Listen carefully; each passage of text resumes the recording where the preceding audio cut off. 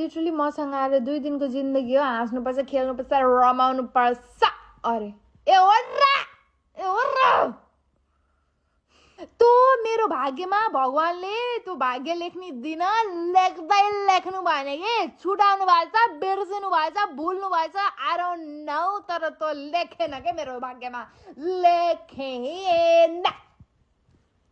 Literally म कुनै कुरामा खुसी हुन्छु भनेर जान्छु, म अब ल म हाँस्छु है भनेर म मनदेखि हाँस्यो भने म बिहानदै साँझसम्म रुनुपर्छ। मैले यसो गरेर हाँसेको देख्ने बित्तिकै मेरो ओभरथिङ्कलाई न ट्राफिकले छेक्छ, न हावापानीले छेक्छ, न कसैले छेक्छ, त्यो तुफान भएर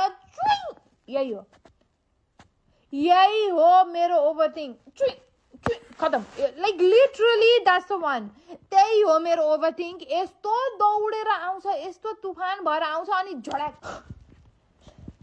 ओके आएको।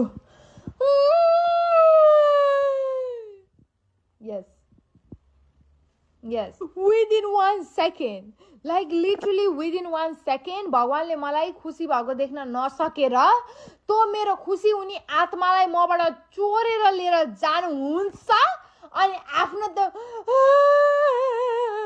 रुनी आत्मा, ओभरथिङ्क गर्ने आत्मा, चिड्डिने आत्मा, सबैसँग लड्न खोज्ने आत्मालाई झड्याम स्वाहा। बरु फेक हाँसेर गरे भने बरु मलाई थाहा अब म रुन्न, किनभने म फेक हाँसिरहेको छु, म मनबाट खुसी छैन भनेर। यदि म मनबाट भ्याइयो खतम। मैले यहाँ चान्स नपाएर मात्रै हो, मैले चान्स पाउने बित्तिकै मेरो यो भाग्यलाई रिचेक गराउने हो। यो यस्तो एन्सर क्वेसन फिट गर्न पाउनु न, फेरि रिचेक गरेर कसको दिमाग कसको भाग्य मेरोमा लेख्नु भएको हो, हजुर फेल हुनुभयो, फेरि इक्जाम दिन पर्यो भनेर चाहिँ म भाग्यदातालाई भन्न चाहन्छु।